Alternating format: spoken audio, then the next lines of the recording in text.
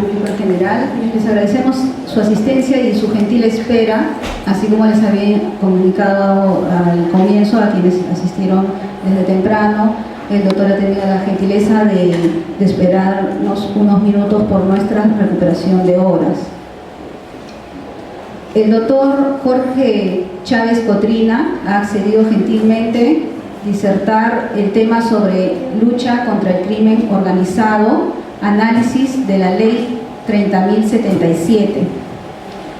El doctor Chávez es abogado por la Universidad Particular San Martín de Porres, egresado de la Maestría Civil y Comercial de la Universidad Particular San Martín de Porres, egresado de la Maestría en Ciencias Penales por la Universidad Mayor de San Marcos, egresado del doctorado por la Universidad Nacional Federico Villarreal, asimismo fiscal provincial antidrogas en el año 2002, fiscal provincial encargado de las investigaciones contra el tráfico de armas de las FARC, vinculado a Vladimiro Montesinos, fiscal provincial encargado de las investigaciones por tráfico ilícito de drogas y lavado de activos, vinculado a Vladimiro Montesinos Torres del 2002 al 2007, fiscal provincial contra el crimen organizado del año 2007 al 2010, fiscal superior y coordinador de las fiscalías contra el crimen organizado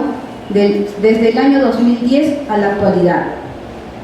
Asimismo, es profesor de la Academia de la Magistratura en temas de tráfico ilícito de drogas, lavado y crimen organizado en el año 2012.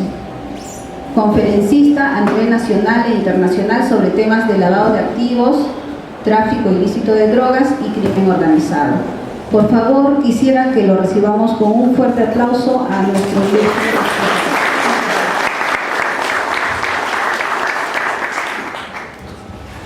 Muy bien, muy buenas tardes. Quiero agradecer a mi amigo doctor Neira por haber tenido la gentileza de invitarme a regresar aquí al Poder Judicial, porque yo me inicié en el PJ también, como todos, haciendo mis prácticas preprofesionales en el 47 Juzgado Penal de Lima, a cargo de la doctora Inés Villa Bonilla, a quien siempre he considerado una de mis grandes maestras en el derecho. Y bueno, regresar al PJ realmente para mí es una cuestión muy emotiva, ¿no? Porque yo siempre he considerado al PJ como mi casa. Bueno, vamos a ver el tema del crimen organizado. Pero antes de eso, quiero pasarles algunas fotos para que ustedes más o menos tengan una idea de qué se trata.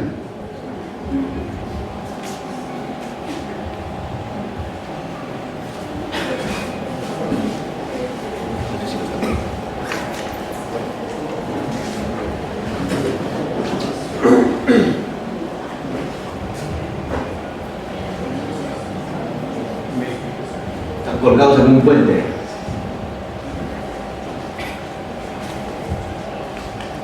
Todos están sin cabeza. Están calcinados. Cosas comunes.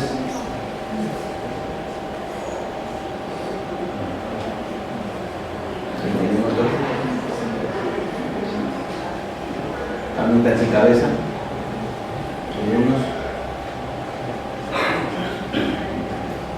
Es para despertarles el apetito.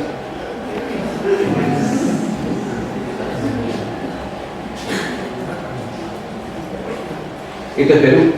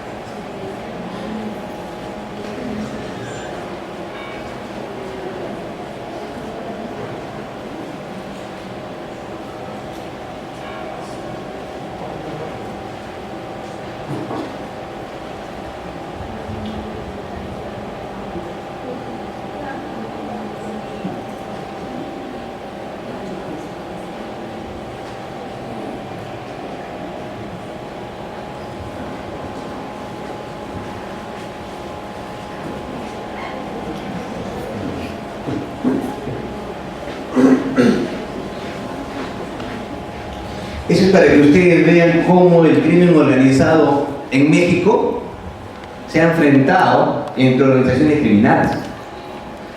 México, en Sinaloa, en Juárez, en Acapulco ya llegó. En México estamos hablando de cártel. En el Perú, gracias a Dios, todavía no llegamos al nivel de cártel. ¿Okay? Y estas muertes son parte de las vendetas entre cárteles. ¿Okay? Así extraordinarios eran ellos. Hace 4 años metieron a un barril de cemento a 2 jueces y un fiscal, de cabeza vivos, y dejaron que se sequen ahí. Imagínense para sacarlos, con cincel. Así es la violencia en México, y así está empezando la violencia en el Perú. Esas muertes que han visto al último también son de sicarios. Trujillo, Chiclayo y el norte está invadido por organizaciones criminales. Y si nosotros no ponemos coto a la violencia criminal en Trujillo y en Chiclayo, en menos de 5 años Chiclayo y Trujillo va a ser un Juárez o un Sinaloa. ¿Por qué? Porque en Juárez y Sinaloa ya no hay autoridad, gobiernan las mafias. Ese es un tema, y se enfrentan todos los días por cupos, por vendetas. Entonces eso no podemos nosotros dejar que pase en el Perú. Yo siempre le he planteado de que en el Perú deberíamos tener un plan piloto contra el crimen organizado en Trujillo y en Chiclayo. Si nosotros logramos vencer al crimen organizado en Trujillo y en Chiclayo, el resto para nosotros va a ser muy fácil. Porque así como en México se han dividido los territorios, en Trujillo se han dividido los territorios. Por ejemplo, hay mototaxistas que tienen un sticker. Es una organización criminal que les cobra cupos. La otra organización ya no puede meterse, porque ya está con una organización. Se han dividido, por ejemplo, unos extorsionan ferreteros, otros extorsionan taxistas, otros microbuseros, otros extorsionan a los zapateros. Cada uno tiene su rubro y han hecho su tratado de libre comercio también, porque están a la moda. O sea, límites, tú no te metes con lo mío y no me meto con lo tuyo. El día que tú te metes en mi territorio o en el sector donde yo estoy extorsionando, ahí vienen las muertes por sicariato. Ese es el problema que tenemos ahora en el norte del país. En Lima todavía no lo sentimos, porque Lima es inmenso. Lima debe ser más 10 veces más grande que esta ciudad. Por eso que todavía este tipo de criminal no lo sentimos día a día, por la cantidad de homicidios. Si no, vean ustedes al Callao, los noles con lo de Castilla o con lo de Bareto se enfrentan a balazos por territorios, o porque alguien le quitó la hembrita a alguien. Ahí se enfrentan, porque hasta las mujeres tienen ya su organización que nadie la puede tocar. Si una es la morada de un jefe de una organización, el otro no lo puede mirar porque es propiedad de su organización. De ahí surge la bronca con los noles y los de Castilla, ¿no? Por una mujer. Y las muertes que hubo, se acordarán ustedes, salió una discoteca y murió una quinceañera incluso. Entonces ese tipo de violencia está muriendo en el Perú, pero no tanto como en México. Muy bien, entonces veamos el tema. Fíjense, para que un Estado tenga una política contra el crimen organizado, lo primero que tienen que saber es que no es lo mismo la delincuencia común que la delincuencia organizada. Si entendemos eso, ya habremos dado un gran paso. Porque no es lo mismo investigar un hurto que investigar lavado de activos, tráfico de drogas, trata de personas. En consecuencia, no podemos pretender enfrentar al crimen organizado con las mismas reglas que se enfrenta a la delincuencia común. Imposible. Por eso es que nuestro Código Procesal Penal se dio exclusivamente en delincuencia común. Ahí por ahí un par de artículos, ¿no?, de acciones complejas, etc. Pero el Perú no tenía una norma, como lo tiene México, como lo tiene Panamá, como lo tiene Guatemala, de una ley contra el crimen organizado. Recién se ha promulgado la ley contra el crimen organizado, que entra en vigencia el 20 de diciembre. Y con esa norma entra en vigencia el nuevo Código Procesal Penal para todo el país en temas de criminales. Fíjense, ustedes se han dado cuenta cómo es que el nuevo modelo está entrando diferente, ¿no? Porque es política de Estado. Antes la política de Estado era que entre por distritos judiciales, ¿no? O ahora Trujillo, Arequipa, etc. Después, como vieron que era mucho dinero, pero por delitos. Y entró en vigencia, primero, corrupción de funcionarios. Se acabó, corrupción de funcionarios. A nivel nacional. Y ahora entra el crimen organizado. Y conforme vaya aumentando la delincuencia, de repente mañana va a ser violación, hurto. Yo hubiera preferido que el Código Procesal Penal entre en vigencia para los delitos flagrantes, por ejemplo, ¿no? Pero flagrante. ¿Por qué? Porque la investigación es mucho más rápida, vamos de frente a la acusación, etc. Pero nuestros genios son así. Muy bien. Entonces vamos a empezar esta exposición que no va a durar más de, les prometo, más de 40 minutos. Me avisas faltando 5 minutos. ¿Por qué? Porque durante los primeros 40 minutos el auditorio está atento a lo que dice el expositor. Pasando 5 minutos ya están pensando en su familia. Y pasando 5 minutos más ya están pensando en la mamá del expositor. Entonces dejemos la viejita en paz, descansando, para que no te digan, ¿qué hora termina? ¿No? Entonces es una cosa rápida nomás. ¿Ah? Y si es menos de 40 minutos, mejor. Entonces, como yo solamente voy a utilizar 40 minutos, porque así lo establecen pues, los estándares de una exposición, y como este es un tema bastante complicado, voy a hacer uso para esta exposición de la técnica del bikini, es decir, solamente voy a cubrir las partes más interesantes. ¿Está claro? Muy bien, a ver, avancemos. ¿Cómo nace el tema de luchar contra la organización criminal? A través, obviamente, de convenios internacionales, las convenciones internacionales. La Convención de Viena en el 88, que estableció la Convención contra el tráfico de drogas y el lavado de activos, y luego vino esta convención, la Convención de Palermo, porque se firmó en Palermo, la Convención contra las organizaciones criminales, ¿cierto? Y en esta convención ya nos dan una, por acá para no estorbarnos, por favor, nos dan una definición de lo que es organización criminal. Para enfrentar al crimen organizado, lo primero que tenemos que entender es la definición. ¿Qué entendemos por organización criminal? Porque no es lo mismo organización criminal que banda. Y aquí ustedes, que seguramente trabajan en juzgados penales o tribunal, ya saben que banda no es lo mismo que organización criminal. Entonces hay que saber diferenciar. Y Palermo nos da la primera definición. Y Palermo dice, organización criminal o grupo delictivo organizado, que utiliza la convención, lo define como un grupo estructurado. Fíjense, primera característica, tiene que ser un grupo estructurado, de 2 o más personas, que exista durante cierto tiempo, otro requisito, y que actúe concertadamente, otro criterio, ¿okay? Con el propósito de cometer uno o más delitos graves. Esta es la definición que da Palermo, para que los estados partes de la convención, dentro de sus legislaciones internas, puedan establecer otro tipo de definiciones, pero no saliéndose del marco de Palermo. Porque Palermo es legislación interna para nosotros, porque somos nosotros dignatarios de Palermo. ¿Ok? Y obviamente la Corte Suprema, o sea, el oráculo, la Corte Suprema es el oráculo, porque están los sabios del derecho, ¿no es cierto? Cuando la Corte Suprema saca una sentencia jurisprudencial, nadie puede decir que está mal, salvo que el Olimpo diga que está mal, o sea, el Tribunal Constitucional. Si no vean ustedes la sentencia de Yamoja, ¿no es cierto? Yamoja, ¡zas! Pues es el Olimpo, Dios de Dios. Entonces, el oráculo, o sea, la Corte Suprema, da una definición también sobre organización criminal. Adelante. Y en el caso Tijuana, porque ustedes sabrán que en el año 2007 nosotros hicimos un operativo y logramos detener a una organización que estaba traficando con drogas, que era parte del cartel de Tijuana, que viene de drogas acá, pues se llama el caso de Tijuana. ¿Y qué nos dice la Corte Suprema?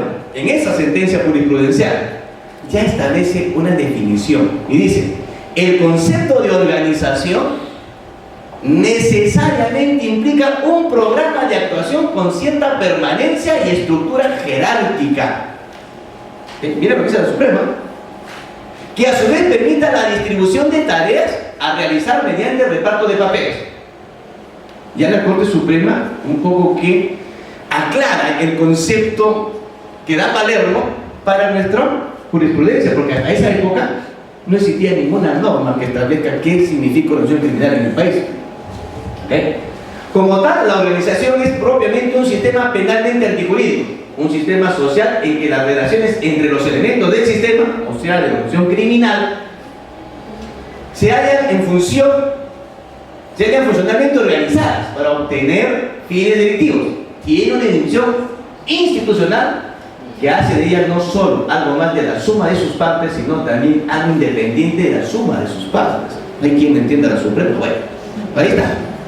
Pero fíjense ustedes cómo la Suprema ya dice, en base a lo que dice Palermo y a la doctrina internacional, la Suprema ya nos da un concepto de lo que nosotros, los fiscales, jueces y todo lo que tenemos que ver con el tema de la investigación y el juzgamiento, que es lo que debemos entender por organización criminal en una sentencia jurisprudencial. Nos aclara el panorama, ¿no es cierto? Pero más todavía, en la sentencia de Abimael Guzmán nos da ya como con cucharita la Corte Suprema. No dice, vengan para acá estos brutitos, estos fiscales, son brutitos, vengan. Vamos a darle más criterios. Y sentencia de Abimael Guzmán. Y dice, ¿qué criterios deben tener los jueces, fiscales para decir que están frente a una organización criminal? Permanencia delictiva, vocación delictiva indeterminada, estructura jerarquizada, rígida o flexible, alcance nacional de sus actos, red de fuentes de apoyo ideológico, técnico, operativo o social. O sea, cuando un fiscal está frente a una supuesta organización, no solo tiene que decir 3 o más, sino que para poder determinar que está frente a una organización, tiene que tener en cuenta la definición que nos ha dado el oráculo y los criterios que nos ha dado el oráculo. Porque obviamente ustedes saben que nuestra Corte Suprema nos da la doctrina jurisprudencial, además nos aclara el panorama, ¿ok? Adelante. Muy bien. Estructura de la criminalidad organizada. Bueno, son industrias o empresas criminales, o sea, una estructura compleja que les permite realizar actividades ilícitas. Tiene presencia transnacional. Lavado de activos. El lavador de activos, por ejemplo, hace actividades ilícitas. Porque, ¿qué significa lavar activos? Mezclar dinero ilícito con dinero lícito. O sea, introducir ganancias ilegales en la economía formal de un país. Eso significa lavar dinero, nada más. A nadie se le va a ocurrir pues lavar su sueldo, ¿no es cierto? Yo no voy a ocultar mi sueldo, voy a comprar una casita a nombre de mi suegra para que no se entere. No, pues es dinero legal. Tú tienes que lavar dinero sucio, se llama lavar dinero. Ahora se llama lavado de activos, que ya amplía el concepto de bienes y otros tipos, ¿no es cierto? Entonces, el dinero limpio no se lava. Ya le he dicho, a nadie se le va a ocurrir pues poner su casa a nombre de su suegra. Claro, no todos tenemos la suegra como la que ustedes ya saben, ¿no? Ya quisiera tener una suegra así, para ponerle todos mis bienes ahí. Y sobre todo ya está un paso para el otro lado. Es decir, que de todas maneras la voy a heredar. Pero bueno, pues yo como no tengo suegra, piña. ¿Okay? Ahora, atrás, por favor. Atrás. Crimen organizado. Avanzamos. Tiene una estructura de configuración piramidal, con niveles estratégicos y operativos, con un mando central con capacidad decisoria. Su actividad es especializada y centralizada en un sector determinado. Organizaciones criminales se dedican al trata de personas, otros a tráfico de drogas, otros a lavar dinero, otros a traficar armas, otros a falsificar documentos. Aquí en Azángaro, a media cuadra, ¿no es cierto? Uno pasa, dicen carnet, partida de nacimiento, certificados, títulos, credenciales de juez, de fiscal, todo te dan. Así es. Y te dan de todo. Y eso es una acción criminal. Y ganan dinero. Y si no tienen que lavarlos. La corrupción genera dinero listo. Tienen que lavar su dinero. Y entonces, obviamente, estos tienen una capacidad de especialización. Claro, así como las grandes empresas multinacionales abren su abanico de inversiones, las grandes empresas de origen criminalizado también abren sus abanicos de inversiones. Ya no se dedican solamente a tráfico de drogas, sino dicen, vamos a entrar también a extorsión. Y de repente también a lavado. Se van abriendo sus abanicos. Pero la tendencia de una organización criminal es la especialización. Por ejemplo, no cualquiera lava dinero. Una organización que lava dinero es una organización altamente profesional. Economistas, abogados, expertos en bolsa, expertos en derecho mercantil, exportaciones, importaciones, porque es la forma de lavar dinero. Entonces tienen que juntar gente altamente capacitada. Es más, los requisitos son tener doctorado, si no, no entra. Maestría, con 5 años de experiencia. Así es. Todo, dígame, doctor. Cuando señala que el crimen organizado tiene como configuración el tipo piramidal, ¿no estaría yo desconociendo que también existen organizaciones criminales que tienen estructura como una agrupación jerárquica, o las que son tipo flexible, o las agrupaciones criminales tipo red, que actualmente también se dan? Vamos a ver los estándares ahorita. Ahorita le contesto su pregunta, no se preocupe usted. Adelante. Muy bien. Y aquí viene la diferencia pues, con las bandas, ¿no? ¿Cierto? Son de menor envergadura que las anteriores, carecen de roles establecidos y de procesos de planificación complejos, y en algunas ocasiones brindan sus servicios a organizaciones de mayor jerarquía. La banda, pues es que, por ejemplo, se reúnen 4 delincuentes y dicen, vamos a secuestrar a tal persona. 15. Se organizan, se reparten roles, tú te encargas de hacer el primero enreglaje, para ver dónde sale la víctima, a qué hora sale la víctima, su horario, dónde se va, con quién viene. Ellos se encargan solamente de ese plan. Cuando ya lo tienen bien estudiado, dan a otro grupo de la banda para que se encarguen del operativo del secuestro. ¿Ok? Una vez que lo secuestran, lo entregan a otro grupo que se encargue de la custodia del secuestrado. Y otro grupo se encarga de negociar con la familia. Pero una vez que tienen éxito, o sea, logran el dinero del rescate, se reparten la plata, y si te vi, no te conozco. Y se reagrupan en otras organizaciones para asaltar un banco o que sea otro secuestro. La organización criminal no. La organización criminal es permanente en el tiempo. ¿Cuántos años tiene el cartel de Sinaloa? ¿Cuántos años tuvo Pablo Escobar? ¿Cuántos años tuvo Demetrio Peñarrey del Vaticano traficando con drogas? Tiempo. O sea, no solamente van para un acto delictivo concreto como la banda, sino que trafican hoy día, trafican mañana, siguen traficando. Esa es la organización criminal. Cada banda no. Se juntan, cometen el acto delictivo y se van. Eso no significa que lo hagan de un día para otro. Pueden estar 2, 3 meses, 6 meses planificando un secuestro. Pero después que planifican el secuestro y sale exitoso o los agarran, se desaparecen y se acabó. ¿Y por qué hacen esto? Porque en las bandas también existe el compartimentaje. Se agarran a los que están custodiando, de repente no conocen a los que planificaron el hecho. Ya no pueden echar a nadie. Ese es un tema. Y eso lo han aprendido de las organizaciones criminales. Se van especializando. Se van especializando las organizaciones. Por ejemplo, en el caso, ¿se acuerdan de este estudiante coreano? El último secuestro, que nosotros nos hicimos cargo. Los que planificaron el secuestro no conocían a los que estaban custodiando al secuestrado. Porque había otro grupo que se encargó de traer gente y decirle, tú te vas a encargar de esto, tú te encargas de esto, tú te encargas de esto. Pero entre ellos no se conocían. De tal forma que cuando se logra el rescate del menor, a los que planificaron el secuestro no llegamos. Solamente llegamos a los que estaban custodiando y los que estaban negociando el secuestro. ¿Por qué? Porque es compartimentaje. Esa es parte de las organizaciones criminales. Están avanzando estas bandas a cometer este tipo de especialidad porque algunos han pertenecido a organizaciones criminales también, ¿ok? Y el concepto criminal, su actividad es ocasional, se caracteriza, pues, lo mismo que la banda, por constituir una integración espontánea y plural de 2 o más personas para hacer un delito. No tiene una estructura definida, toda vez que varía de acuerdo a su grado de desarrollo alcanzado el tipo de actividad. Todo esto tiene que ver con bandas y un concepto criminal. Adelante. ¿Qué nos dice ¿Qué nos dice el plenario respecto a lo que es seguridad de agentes? Este plenario habla, por ejemplo, del tráfico de drogas. Y en este plenario nos dice, no es suficiente la sola existencia o concurrencia, sin más, de una pluralidad de agentes, así como tampoco la simple ejecución del delito, sino que es imprescindible el conocimiento por parte de cada uno de los participantes de la intervención de por lo menos 3. ¿Y esto sabe por qué? Por los famosos Burriers.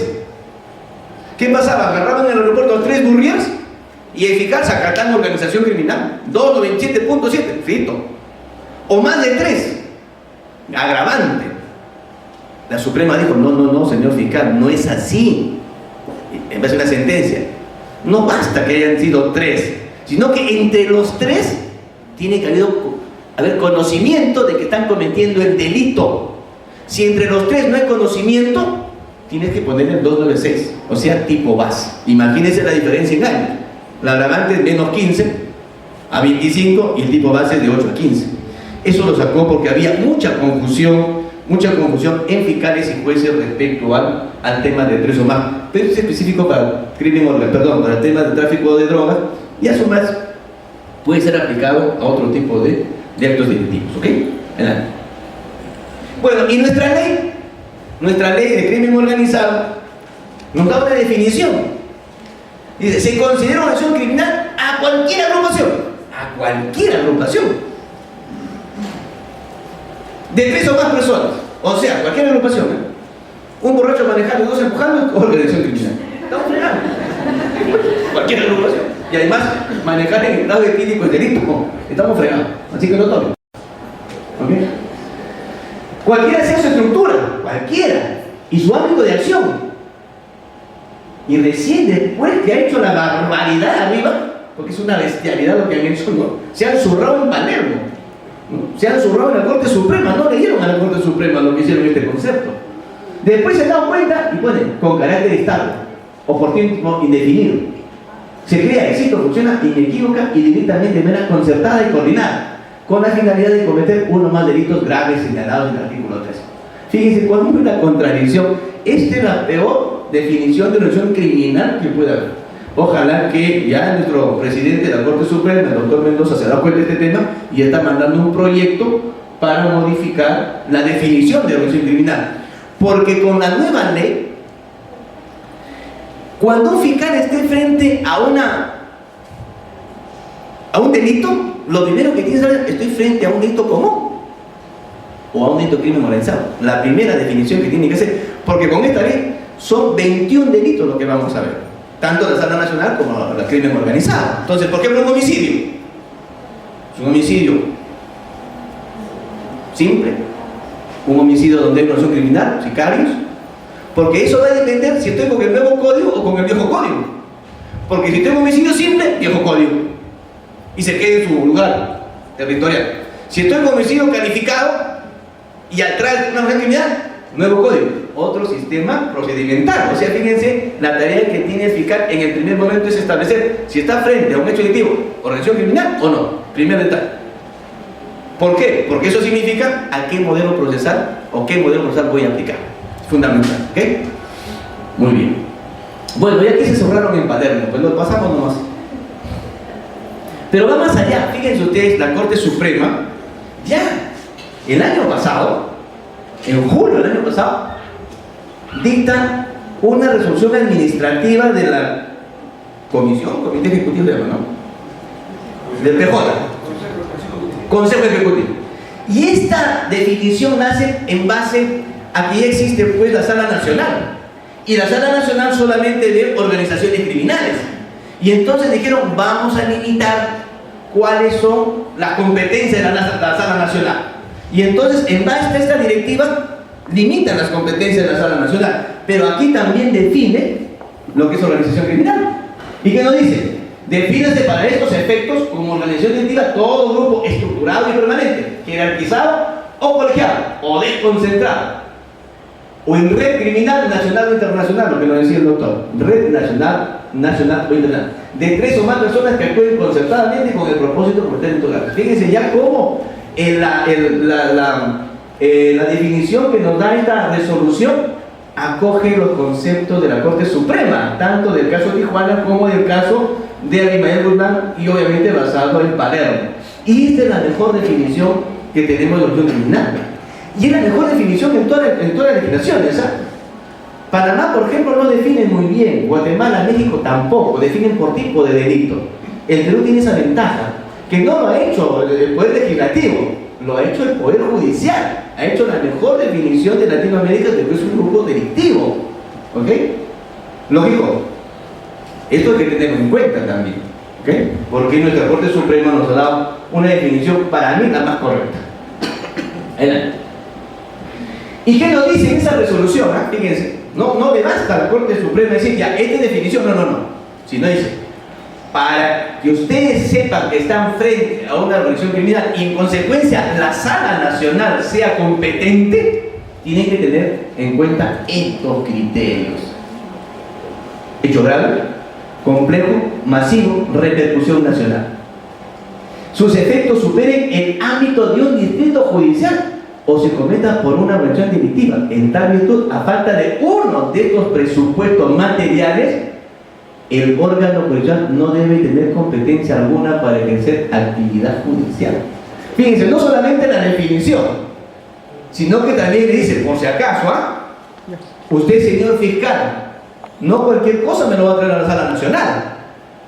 Tiene que tener una investigación de un delito grave, de alta complejidad, masivo, repercusión nacional. O sea, yo puedo estar investigando una organización criminal, por ejemplo, que solamente se dedica a extorsionar en Trujillo, que es organización criminal, con el concepto, pero para que asuma competencia la sala, tendría que estar cometiendo extorsiones no solamente en Trujillo, sino en otro distrito judicial.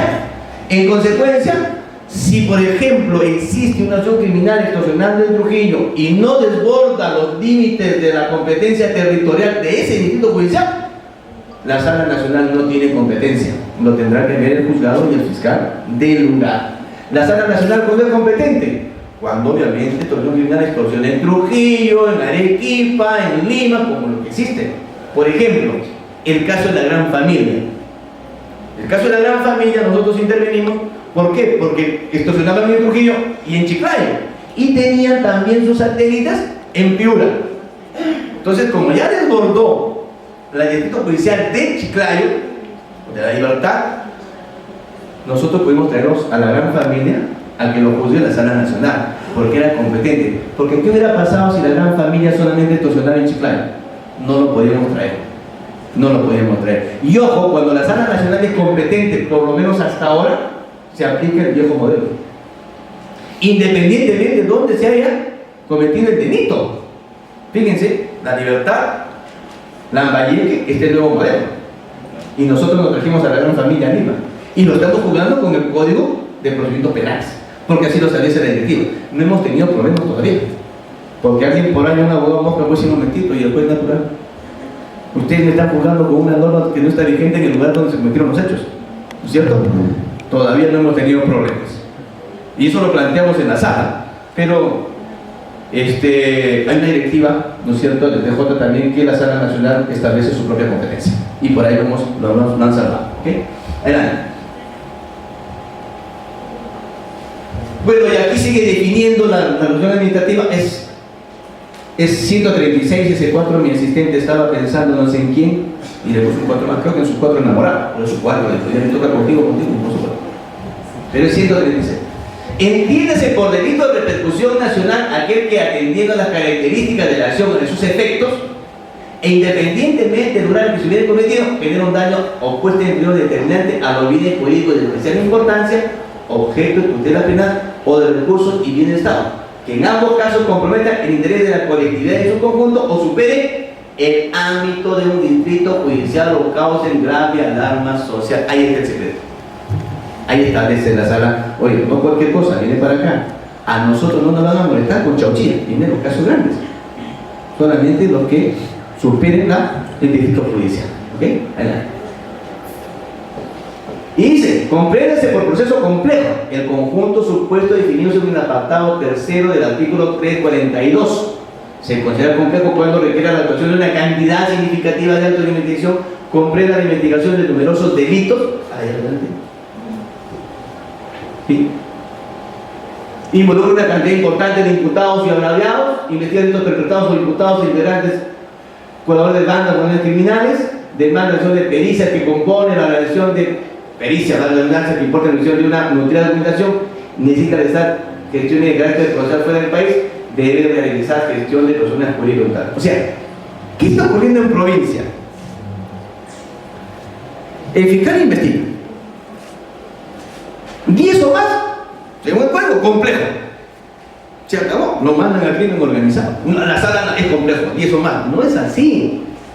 No basta que se establezca lo que dice en el Código Penal de complejidad, o sea, 10 o más imputados, 10 o más agraviados. Porque lo que están haciendo en provincia, y se lo digo porque yo viajo por todo el país, es que los fiscales y los jueces dicen, no, yo no tengo competencia. Hay 10 imputados, hay 10 agraviados, pues la agravio está. Y no, ya no tengo la sala nacional. Por eso es que sacan esta directiva. Momentito, no es así. No basta la cantidad, tiene que ser de investigación compleja. Investigar a 10 nachacos como ese que emitieron no es complejo, pues. No es complejo. Tomar 10 manifestaciones, 10 registros domiciliarios, 10 registros personales, no es complejo. Complejo es cuando el fiscal tiene que dar diligencias en otro distrito judicial. De repente tengo que hacer un registro en otra provincia, en otro departamento, o de repente tengo que hacer una carta rogatoria al extranjero, o por ejemplo, en una persona jurídica tengo que revisar los libros contables. De repente esa persona jurídica tiene su sede en Lima, pero tiene filiales en diferentes departamentos. Se convierte en complejo. ¿Y por qué? ¿Por qué lo tiene que ver la Sala Nacional y la Fiscalía de Crimen Organizado?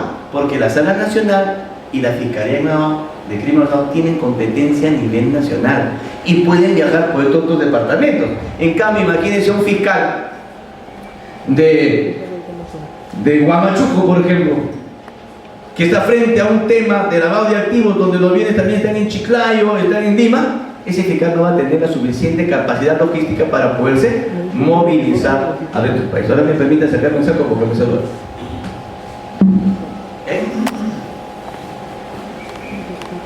Muy bien. Si tienen alguna pregunta, si tienen alguna duda, pregunten para confundirlos más. Para eso me han traído. No hay problema. Para eso estaba. Adelante. Muy bien. Y eso es lo que me preguntaba el doctor. Los estándares o jerarquías de diferentes tipos de organizaciones criminales. Hay varias. La doctrina lo establece así, ¿no? Por ejemplo, la jerarquía 1 dice, tiene una estructura piramidal, un comando liderazgo unificado a partir del cual se origina una jerarquía vertical con roles definidos de cada uno de sus escalones e integrantes. Un código de honor de absoluta lealtad al jefe. Recurren con frecuencia a la corrupción, chantaje y violencia. Ese es un tipo de estándar, ¿no? Hay otro tipo, el regional. Se caracteriza por tener un liderazgo único y presentan estructuras regionales con autonomía operativa y un jefe regional. En nuestro medio, esta tipología corresponde a la unidad dedicada al contrabando. O sea, hay organizaciones en cada provincia de Puno y cada organización tiene su propia región. Y cada organización tiene su propio jefe, pero los jefes se reúnen y tienen un comando unificado para ponerse de acuerdo. A eso se llama regional, ¿ok? Adelante. La tipología 3 presenta una estructura corporativa que reúne varios grupos criminales, cada uno de los cuales designa un representante formado de nuevos consejos o cuerpo vigilante. Cada grupo integrante tiene su propia estructura y jerarquía interna. ¿Se acuerdan ustedes, por ejemplo, de Al Capone? ¿Han visto ustedes Los Intocables? La serie. Ya los que peinamos canas y calvas, como yo sí lo hemos visto, en blanco y negro, ¿no? Los muchachos que son jóvenes todavía ya no lo han visto, pero aunque vean este canal TCM, creo que pasan películas antiguas. Ahí, por ejemplo, cómo se reúnen los jerarcas, ¿no? Al Capone con todos los jerarcas, cada uno tiene su propia región, se ponen de acuerdo, el padrino, ¿no? Se ponen de acuerdo. Tú te metes en droga, y eso se divide en el trabajo. Y cada uno representa una organización jerarquizada.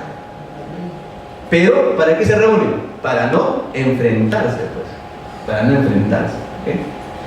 Y la 4 tiene una actividad flexible. Se encuentra conformada por individuos o grupos o individuos agrupados bajo necesidades económicas en común. Por tanto, pueden ingresar o salir del grupo según las circunstancias. Sus integrantes tienen un alto grado de conocimiento profesional en el trabajo. ¿Saben cómo surge los Z? El cartel de los Z en México. Porque ellos eran una estructura flexible. Brindaban sus servicios a otros. ¿Y a qué se llaman los Z? Al sicariato. Ellos solamente quedaban a matar. Y le prestaban servicio a cualquier cartel. Al Sinaloa, al de Juárez, a la Gran Familia, a todo. Porque su chamba era matar. Venía el del Z, de la región, decía, ¿sabe qué? Me cerraba un cargamento, mátate. Y sí, mataba. Ese era su trabajo. Lo contrataba otra organización que hiciera lo que lo contrató antes. No les interesaba. Porque esa era su especialidad, prestar servicios a que lo necesiten. Y eran expertos matando gente. Porque esta organización de los Zetas se conforma con ex militares mexicanos, que eran conocedores en armas. Pero después se dieron cuenta que el negocio no estaba solamente en prestar los servicios para matar, sino que el negocio estaba en traficar. Y entonces ellos ya se dedican a traficar también. Entonces rompen con todas las organizaciones y las grandes matanzas que hay en México lo originan los Zetas. ¿Por qué? Porque quieren tumbarse a los de la Gran Familia, quieren tumbarse a Sinaloa, quieren tumbarse al cartel de Juárez. Y comienzan a enfrentarlos. Estos crímenes que han visto personas colgadas sin cabeza, esa es la delincuencia o los asesinatos más crueles, y lo hacen especialmente los Zetas. Porque eran expertos, pero ahora también trafican. Y no solamente trafican con drogas, trafican con inmigrantes. ¿Okay? Yo sé, saben ustedes, el paso de México a Estados Unidos hay una gran cantidad y también trafican con ellos. Entonces se van especializando. Y finalmente lo que decía nuestro amigo, la red. ¿No? La red. Tiene una estructura flexible y movible que desarrolla actividades altamente profesionales e intercambiables. Este tipo de organización criminal tiene un rol esencial, los denominados individuos claves, que son el contacto de la red con personas que realizan sus actividades de manera simultánea o paralela, que no siempre se relacionan entre sí, para razones de sus proyectos delictivos. Vladimiro Montesinos tenía su red. Tenía su red. Tenía un grupo que extorsionaba narcos. Tenía otro grupo que traficaba con droga. Tenía otro grupo que corrompía autoridades. Tenía otro grupo que compraba la prensa, ¿no es cierto? Y tenía otro grupo que sacaba plata de los institutos armados. Pero el grupo que extorsionaba a los narcotraficantes no tenía nada que ver con las Fuerzas Armadas para sacar $1 millón mensuales. Y ese grupo no tenía nada que ver con el grupo que pagaba a los medios de comunicación, que hemos visto en los videos cerros de billetes, ¿no es cierto? No tenía nada que ver. Él, el eje central de la red, se cayó él y se cayó la red. Ese es el problema de tener una red. Se cae el hombre principal y la red se cae también. Ya no pueden seguir delinquiendo porque depende de ese líder, por decir. Dígame, doctor. Pero tengo la duda, porque se le condena, si él se entiende que era jefe de una red criminal, ¿cómo es que se le condena como autor mediato? Se entiende que autor mediato implica una organización criminal estructurada vertical. Entonces, ¿cuál sería la verdadera organización? Lo que ocurre es que a Vladimiro Montesinos lo han sentenciado por delitos. Sentenciado por el tráfico de armas a las FARC, que no tiene otra red, tiene 20 años. Sentenciado por el caso Cantuta, otro caso. Sentenciado por corrupción de funcionarios, otro caso. Sentenciado por las coimas que cobraron en los 1029 y los Sukhoi 25. Por cada caso lo van sentenciando. ¿Por qué? Porque nuestra legislación penal no es como en Estados Unidos, que se suman las penas. Porque si lo agarramos a nivel por todos esos casos, sumamos 35, 20, no va a deber años. Como en Estados Unidos, que sentencian a 400, 500 años. Acá el máximo es 35 años. Por eso es que no lo sentencian como jefe. La sentencia máxima que va a tener Vladimiro Montesinos, en el peor de los casos, puede ser cadena perpetua, por el tema de los delitos de lesa humanidad. Pero después, imagínense, él tiene como 70 condenas. La máxima condena que tiene es a 35 años. No, pero o sea, él era jefe de una estructura piramidal, así es. Flexible. No, él manejaba todo. Depende, es una red que puede ser flexible y piramidal y movible. Cuando ya no le interesaba una organización, lo desechaba como un fusible. Simple. Ya tú no funcionas. Ya no te necesito. Me voy al otro lado. Esa era la función de él. Por eso, por ejemplo, que a Vladimiro Montesinos Torres nunca lo pudimos sentenciar por lavado. Primero porque en esa época no era típico el delito de lavado de activos.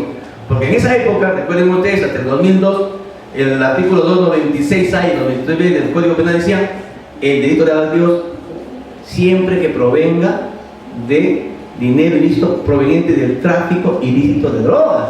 O sea, el requisito sine qua non para que una persona cometa el delito de lavado de activos era que el dinero venga del tráfico de drogas. De corrupción no había delito, no había tipo. Recién en el 2002, con Palermo, se amplía el abanico de estos precedentes y ya pues ya ellos no pusieron a ser juzgados por corrupción, lamentablemente. Por eso no van a encontrar un solo corrupto de la época de Benigno que ha sido sentenciado por lavado, porque la conducta no era típica. Pese que ha lavado dinero, es más, todos pagamos su dinero, pero en ese momento la conducta no era típica. En consecuencia, no se lo pudo juzgar por ello. Adelante. Vamos a ver qué es el cártel, o cartel, como dicen algunos. Son los términos con los que se identifica una gran organización ilícita o un conjunto de organizaciones delictivas que establecen acuerdos de autoprotección, colaboración y reparto de territorio. Reparto de territorio para llevar a cabo sus actividades criminales. Cuando se rompe ese acuerdo, vienen las matanzas.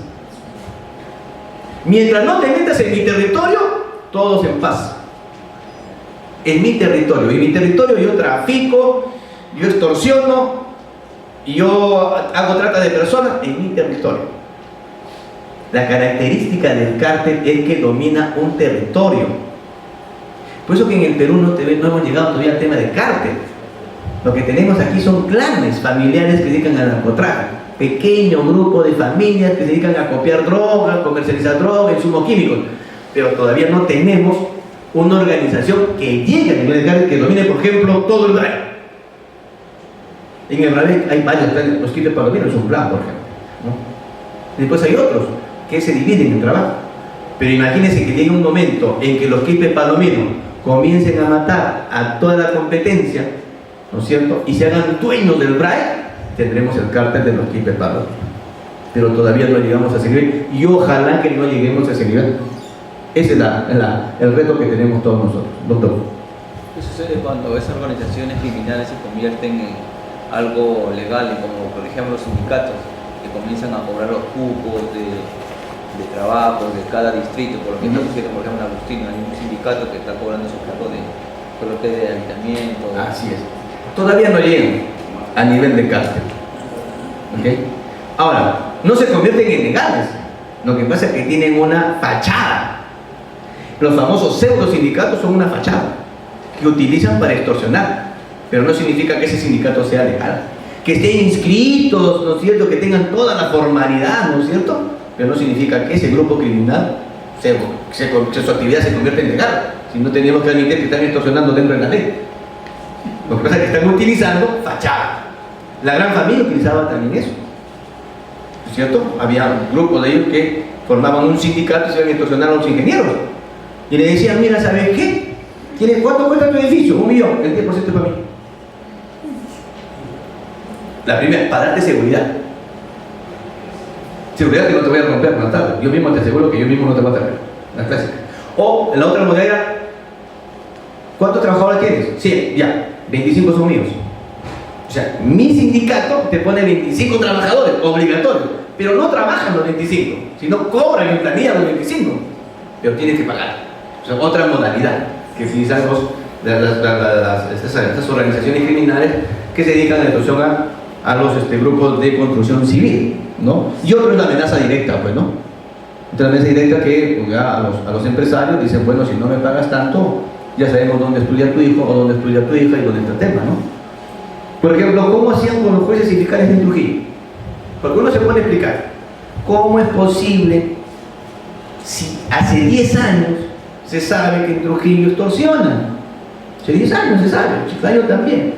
¿Cómo es posible que no hayan logrado identificarlos?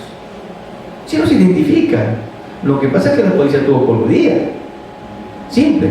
Y sobre todo, los fiscales después estaban amenazados. Simple.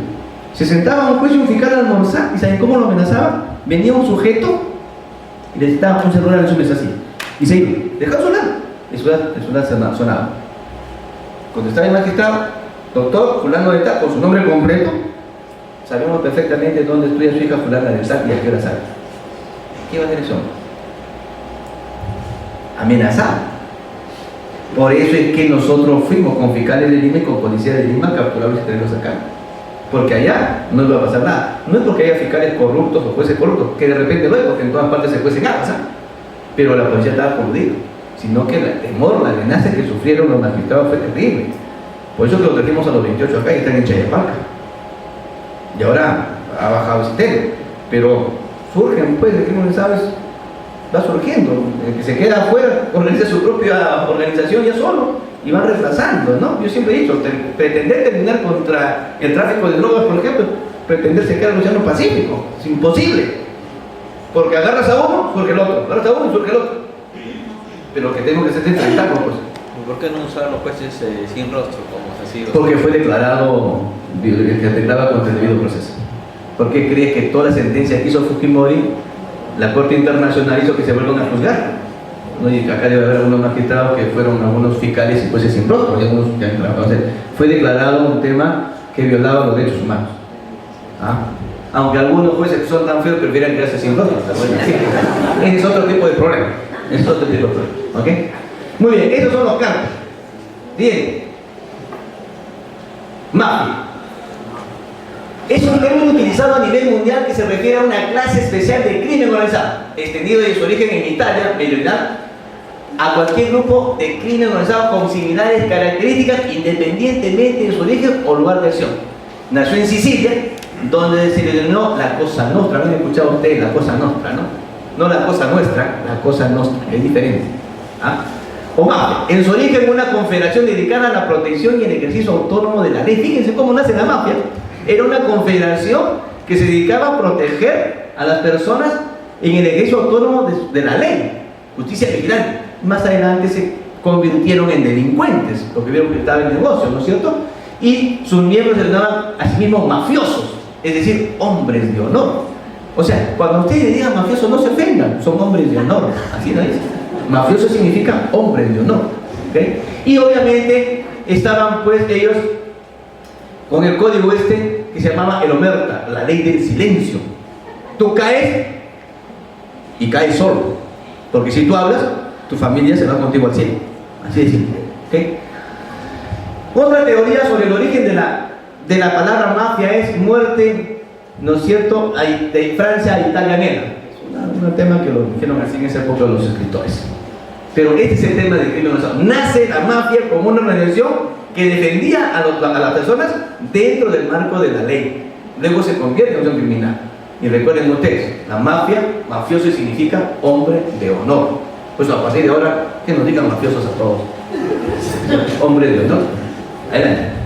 El sicario es un asesino a sueldo, es una persona que mata por encargo a cambio de un precio. Al sicario no le interesan los motivos de la muerte de la víctima, no le interesa. Él no pregunta por qué lo vas a matar o por qué quieres que yo lo mate. Lo vas a matar por venganza, porque te quitó tu hembrita, no le interesa, te puso los cuernos o te cerró en una mercancía de droga. No, él simplemente dice quién es la víctima y tanto te cuesta y se acabó. Esa es la función del sicario, mata por dinero, ¿ok? Mata por dinero. Ya ustedes ven pues su nombre de sica o puñal, que pues aparece en la época de los romanos, en esa época, ¿no? Los sicarios significa hombre de edad, sicario significa una edad, ¿ok? Entonces ya saben, el sicario mata por dinero, no le interesa cuál es el motivo por el que tiene que matar a esa persona. Por ejemplo, el gringazo es un sicario. Y cuando declaran de la policía, ¿qué dicen? Me llamaron para matar a ese policía. ¿Cuánto te pagaron? 2.500. ¿Y por qué lo mataste? A mí que me interesa. Me interesa. Señor me contrató para matarlo, su problema tendrá. Yo me encargo de matarlo y cobro por matarlo. El caso del fiscal de Casma, ¿se acuerdan? Lo mataron. ¿Qué dijo el sicario? ¿Por qué lo mataste? No sé. Ahí me contrató el empresario tal. Y después que me mataron, me enteraron porque su mujer estaba sacando una foto con el fiscal. ¿Ya? Así fue, pues. Entonces, al sicario no le interesa el por qué va a matar a la víctima, le interesa que le pague. Y hay sicarios que te pueden cobrar mucho dinero, depende del trabajo. No quieres una buena paliza, te puedes tratar. ¿Quieres que quede invadida? Si quieres con los pies para adelante, es un poquito más caro. ¿Lo quieres con un arma blanca o lo quieres con disparo? Tiene todo, tiene su precio, tiene toda su, ¿no? Y es más, por internet te ofrecen sus servicios, ¿sabes? Sí, por internet, vete en internet, hay gente que ofrece. ¿Y por qué el sicariato aparece en el Perú? Porque los colombianos vienen al Perú. Recuerden ustedes que en la época del 80 el Perú no glorificaba. O sea, no teníamos organizaciones criminales que se iban a glorificar cocaína. Nuestros traficantes de drogas se dedicaban a copiar pasta básica de cocaína. Por eso había los famosos vuelos en campanilla del Vaticano. Por eso que el Vaticano le pagaba pues un cupo a Montesino para sacar los vuelos diarios a Colombia. ¿Por qué? Porque en esa época se habían organizado a nivel internacional, firman su TNC, también ellos. Entonces, el narcotraficante peruano solamente copiaba pasta básica, lo llevaba a Colombia. En Colombia se glorificaba. Y los colombianos lo llevaban a México. Los colombianos nunca podían entrar a Estados Unidos porque era parte del negocio. Los mexicanos se metían a Estados Unidos hasta que llegó Escobar. Y Pablo Escobar rompe el pacto. Y Pablo Escobar se mete hasta Colombia, hasta Estados Unidos, pues, rompe el pacto. Entonces, vino el Plan Colombia, pusieron 5.000 millones y desapareció todo el cartel de Cali, de Medellín, los famosos Orihuela, Escobar. Y entonces quedaron sueltos muchos narcotraficantes colombianos, químicos. Vienen los colombianos a Perú a glorificar. Esa es la consecuencia de que se rompan los carteles allá, que vienen acá a glorificar y traen sus propios sicarios. El mejor sicario es el sicario extranjero. El sicario peruano no es bueno. Primero porque es soplón. Y segundo porque no tiene dónde irse. En cambio tú traes un sicario, miren los consejos que le doy, ¿eh? O sea, le saquen la vuelta a su pareja, ya saben dónde traen. Se trae un sicario colombiano, demuestran a la víctima, hace su relaje en una semana, él sabe que lo va a matar hoy día y su pasaje de regreso está para al último vuelo a Colombia. Se va, lo mata, se va al hotel, agarra su maleta, se va al aeropuerto. Hasta que la fiscalía llegue, la policía llegue, levanten el cadáver, pasaron 10 horas, él está en Colombia. Crimen perfecto.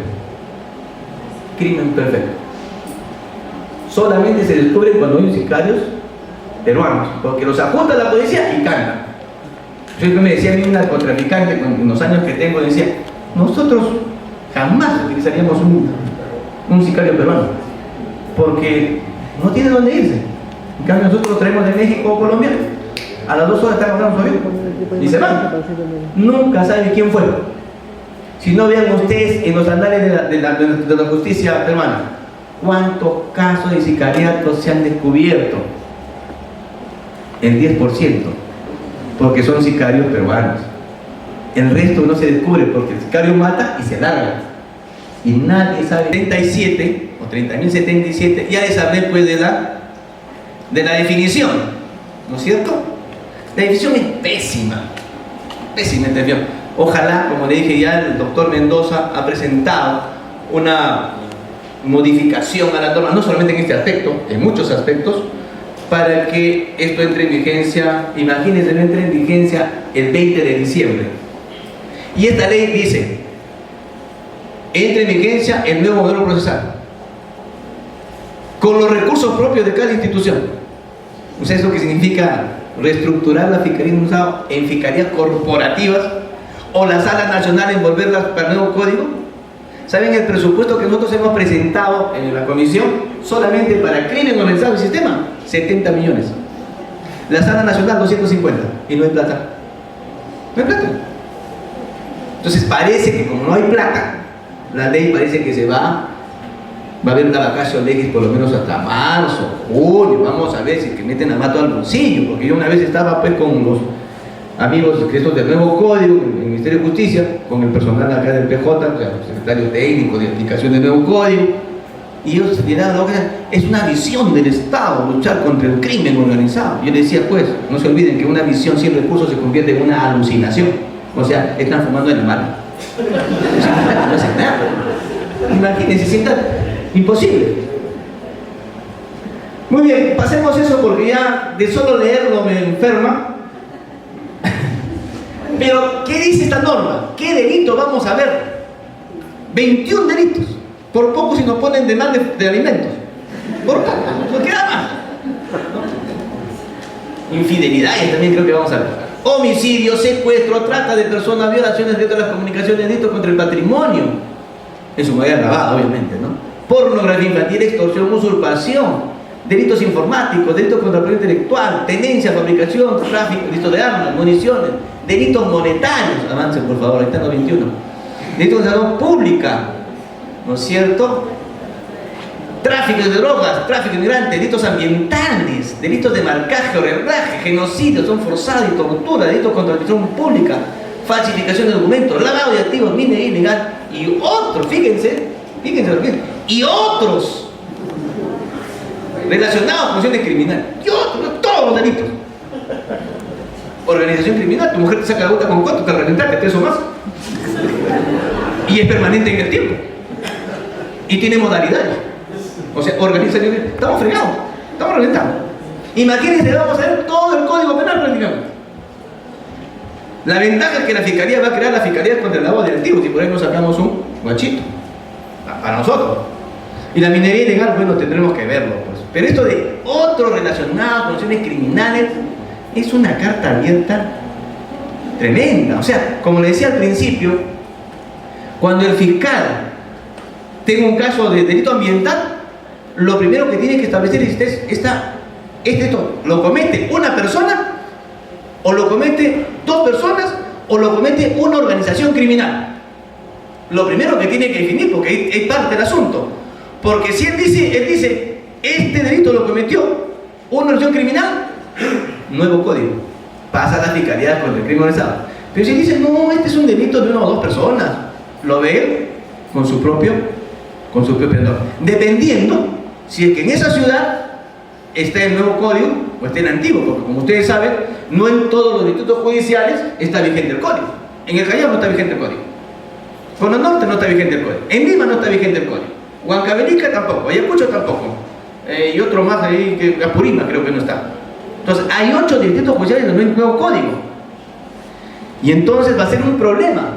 ¿Qué va a pasar con aquellos delitos de organizaciones criminales del distrito judicial donde no está el nuevo modelo?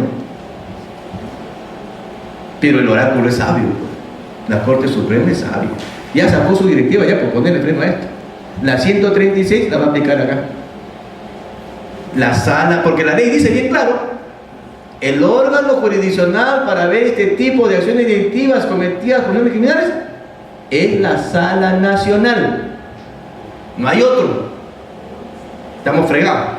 Pero imagínense ustedes si es que la Corte Suprema no saca los criterios para determinar en qué casos la sala es competente en estos tipos de delitos, pese que hay organización, la sala colapsa en menos de un mes, porque va a venir todos van a venir 50.000 casos. Es decir, ya no necesitamos ni jueces ni fiscales en provincia, así que ni postulo. Ya no hay. Postulen para Lima, porque acá tiene que haber un montón. Pero la Corte Suprema ha dicho, no, eso no es así. Está bien que la ley diga eso, pero estos delitos, cuando son cometidos por acciones criminales, solamente vendrán a Lima si la investigación es compleja, si es que la investigación desborda el distrito judicial, y si hay que hacer diligencias en otros tribunales o a nivel internacional. Ya le puso un límite, y eso está muy bien, porque si no, olvídense, no va a haber ni locales ni penales, va a haber en Lima. ¿Qué va a pasar con los otros casos donde, por ejemplo, en Cajamarca, que está el nuevo código, encuentran a una organización criminal dedicada a robar, los famosos avijeros, organización criminal? ¿Sí? Puede ser. Todo el año roban las vacas, los chanchos, hasta la mujer te la roban, no importa. Yo siempre digo, róbenme el ganado, róbenme mi mujer menos mi ganado. Entonces, ¿qué va a ocurrir ahí? ¿Qué dice la sala? La Corte Suprema. En esos casos, donde se encuentre vigente el modelo procesal penal, el nuevo, se facultará a los fiscales, a los juzgados de corrupción de funcionarios para que en adición a sus funciones vean este tipo de acciones criminales en su distrito judicial, donde esté vigente el nuevo código, será el juzgado de prisión preparatoria, la normal. Donde no haya, donde no hay código, se le adicionará las funciones a los juzgados anticorrupción, porque anticorrupción hay a nivel nacional. O sea, la chamba va a aumentar para los jueces anticorrupción. ¿La fiscalía qué va a hacer? Va a tener que crear fiscalías contra el crimen organizado departamentales donde no esté el nuevo código. Entonces, todo eso se está viendo, porque si no, de lo contrario, no funcionaría la norma. Y esto ha sido una iniciativa, me parece, muy acertada del Consejo Ejecutivo del Poder Judicial. Porque así como está la norma, es muy vaga, totalmente vaga, como muchos de nosotros, que nos arrancamos a las 4:45. ¿Qué más nos trae esta norma? Que ni siquiera es nuevo, porque ya tiene el nuevo modelo, ¿no? Las técnicas especiales de investigación. O sea, para enfrentar al crimen organizado se tiene que utilizar técnicas especiales. No es una inversión convencional. Tenemos que hacer uso, pues, de remesas controladas, de agentes encubiertos, de acciones de seguimiento y vigilancia, ¿no es cierto?, de interceptación de postales, levantamiento de secretos de las comunicaciones. O sea, hay que chuponear a la gente de vez en cuando, incautación y decomiso, y además esto es anterior, por favor, ¿cierto? El agente encubierto y la interceptación de las comunicaciones. Ustedes saben perfectamente que solo se puede interceptar los teléfonos, la conversación, por mandato judicial. Por mandato judicial, porque es un derecho constitucionalmente protegido. Cuando el fiscal está frente a una acción criminal, la policía de inteligencia dice: tenemos estos números, que tienen que estar fundamentados. El fiscal va donde el juez, y el juez, si es que está fundamentado, va a decir: hagan ustedes la interceptación telefónica, pero me tienen que informar. El dueño de la comunicación es el juez. Porque la ley dice incluso, si es que durante la interceptación telefónica aparecían conversaciones de que se va a cometer otro delito diferente por el cual se pidió, el fiscal no puede abrir investigación automáticamente. El fiscal tiene que dar cuenta al juez y decir: señor juez, en esa interceptación telefónica que usted autorizó por narcotráfico, hemos escuchado que mañana va a haber un acto de corrupción de funcionarios. Y el juez tiene que autorizarle al fiscal a ampliar investigación y utilizar esa conversación como elemento probatorio de ese nuevo delito, como ya ocurrió en Pucallpa, por ejemplo. En tema de Pucallpa, Bago, se acordarán ustedes del homicidio del vicepresidente regional de Amazonas, creo, doctor Hugo, del alcalde también allá. Era una organización criminal que se acaba de extorsionar. ¿Qué pasaba con este alcalde? Este era una joyita, ¿no es cierto? No le recortaba el sueldo a sus empleados, porque no más, porque no era congresista. Entonces, ¿qué hacía este alcalde? Llamaba a licitación, por ejemplo, una carretera o cualquier obra, y se ponía de acuerdo con uno de los que va al concurso de licitación. Me da 50.000 soles y la licitación es tuya. Pero le ofrecía a uno, a otro, a todos les ofrecía, y al que pagaba más le daba la licitación, pero les cobraba a todos. Pero ya pues no tiene nada. Vladimiro le quedó chico. Uno de ellos, un ingeniero de una empresa, le había pagado 50.000 soles y le da la licitación a la competencia. Entonces ya me cobra, devuélveme mis 50.000 soles, pues. Mañana, pasado, no tengo, ya lo gasté, ¿no? Vete la próxima semana, no hay liquidación, etc. ¿Qué hace este ingeniero? Contrata sicarios, que contrata un grupo de organización criminal para darle vuelta, ir a ajustarlo al alcalde. Entonces dice: asústalo para que me pague. El 25% es tuyo. Se negocia. O sea, tú me recuperas los 50.000 soles, el 25% es tuyo. Efectivamente se va, la policía interviene y comienzan a chuponear.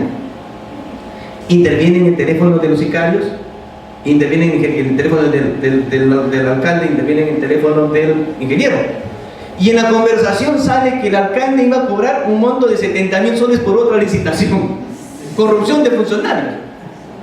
Pero el tema no era por corrupción, sino era por homicidio y extorsión. Entonces me llama el agente y me dice: doctor, ¿qué hacemos? A mí, dale cuenta al juez inmediatamente, a través del fiscal del caso. El juez, porque mañana va a hacer el pase, doctor, te da problema. Tócale la puerta al juez y dile: esto está apareciendo en las escuchas. Mañana va a haber un acto de corrupción donde en tal sitio, en tal otro, se va a pagar pues 700.000 soles. Y el juez lo que dice es: muy bien, escucha, dice: muy bien, amplíese la investigación por corrupción de funcionarios y utilícese las escuchas como elemento probatorio. Al día siguiente se van y captura. Lo agarran al alcalde, lo agarran al sicario, lo agarran al ingeniero, lo agarran a todos. Y dentro de eso estaba el tipo que iba a pagar los otros del otro dinero por corrupción de funcionarios. ¿Qué les quiero decir con esto? el único dueño de la interceptación es el Poder Judicial.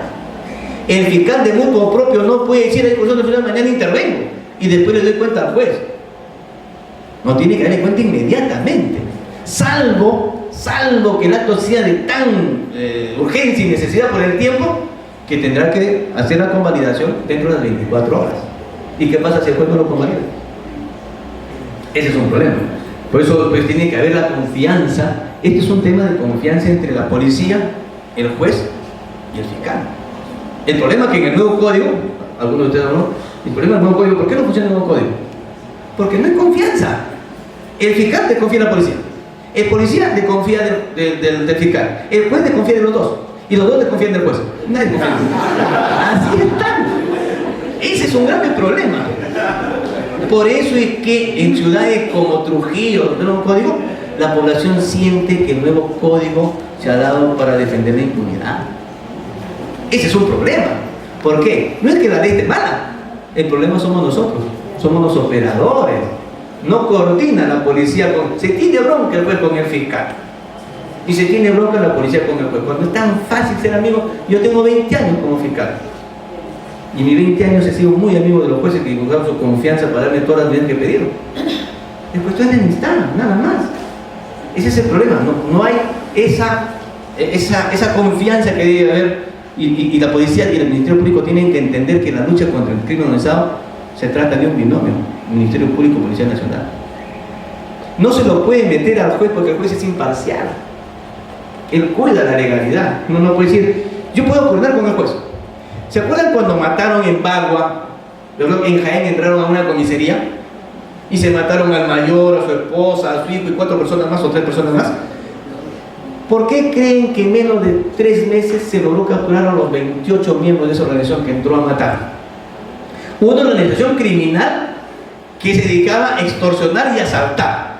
Y entraron a la comisaría para robar las armas de la comisaría. Y se mataron a todos, incluso una criatura. Y otra criatura se estaba acostada escondida con la cama. ¿Por qué creen que se logró el éxito en menos de 3 meses? Porque se fue un equipo de acá de la ININCRI, expertos, y se ganó la confianza del fiscal y del juez. Y cuando tenían que intervenir, 3, 4 de la mañana, el fiscal lo llamaba al juez. Oye, hay una escucha telefónica, quiero la orden de allanamiento, por teléfono. Anda, rompe nomás la cama, mañana vemos el tema. El fiscal se iba, rompía, detenía. A las 8 de la mañana el juez estaba dando la orden. Por teléfono. Porque ¿qué ocurría si el fiscal esperaba a las 8 de la mañana? Que el juez entre. Ya no lo agarraba, pues. Era tarde. Gracias a esa coordinación que tuvo el fiscal con el juez, porque obviamente era una confianza entre ellos, se logró detener a los 28 miserables que mataron a esta gente. Toda una organización criminal. Y este juez, que eran 2 jueces, y este fiscal, la Policía Nacional los trajo el año pasado y les hizo un homenaje y los condecoró. Yo estuve presente y le dije, ¿por qué no aprovechamos a estos 2 jueces, y a este fiscal y a este comandante, para que vayan a decirle a todo el país, ¿no?, donde no pueden, cómo se trabaja, cómo deben coordinar? Que sería excelente, pero bueno, no me hicieron caso. ¿Qué voy a hacer? Piña. Sí, dígame, doctor. Solamente quiero decir que la gente gobierno tiene que ser personas especializadas. Aparte que aparte a veces el presupuesto, el dinero, aparte que por ejemplo el caso de Braille, por ejemplo, pues la gente gobierno en un país nuevo, no están especializados, ¿no? Y por también falta de política del Estado, falta de presupuesto. Sí, ahorita le voy a explicar a la gente en gobierno. Bueno, la remesa controlada es cuando uno deja pasar droga o cualquier objeto ilícito a fin de lograr que llegue a su destinatario y capturar al que recibe. Por ejemplo, si es droga y viene una encomienda de Tingo María y la policía dice, por ejemplo, va mandando una encomienda, hace una remesa y esperamos aquí a ver quién lo recoge y lo detenemos. O sea, dejamos pasar, remesa controlada. O como puede ser a nivel internacional. Pero las remesas internacionales tienen que ser a pedido del país. ¿Bien? Si saben, por ejemplo, con Estados Unidos, ¿no?, que hay una organización que está enviando droga, la DEA le pide al Ministerio Público que haga una remesa a través de su fiscal. Igual cualquier país. El que paga el trámite de la remesa es el país que lo solicita. Chile, por ejemplo, nos pidió una remesa con agente encubierto, porque cuando uno lucha contra las organizaciones criminales tiene que hacer uso de todos los mecanismos. O sea, esto no significa que hago uso de agente encubierto, no hago intercepción telefónica o no hago remesa. Puedo hacerlo o no, dependiendo de lo que tú estás investigando.